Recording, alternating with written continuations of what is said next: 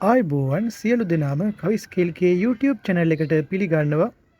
සාමාන්‍ය පෙළ විභාගයේ ප්‍රායෝගික පරීක්ෂණ පිළිබඳව විභාග දෙපාර්තමේන්තුවෙන් විශේෂ නිවේදනයක් නිකුත් කරලා තිබෙනවා.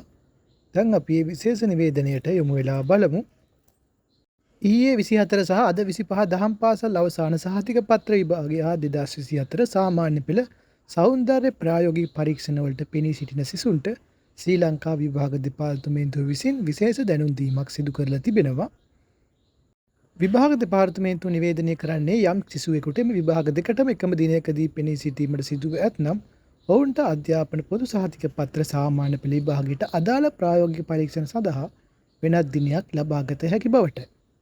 ඒ සඳහා තමන් වෙත ලබී ඇති ප්‍රවේශ පත්‍රය දහම් පාසල් අවසාන සහතික පත්‍රයේ විභාග සඳහා නිකුත් කරන ලද ප්‍රවේශ පත්‍රයෝ එහි සහතික කළ පිටපතක් ලබන අගහරුවාදාට පෙර අදාළ අධ්‍යාපන කලාප කාර්යාලයේ සෞන්දර්ය අධ්‍යාපන අධ්‍යක්ෂක වෙත ඉදිරිපත් කළ යුතු බවද ශ්‍රී ලංකා විභාග දෙපාර්තමේන්තුව වැඩිදුරටත් දැනුම් දී තිබෙනවා.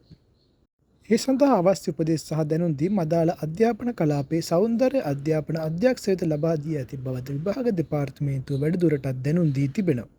මේ වගේ වීඩියෝ දිගටම බලන්න කවිස්කේල්ගේ YouTube channel එක subscribe කරන්න.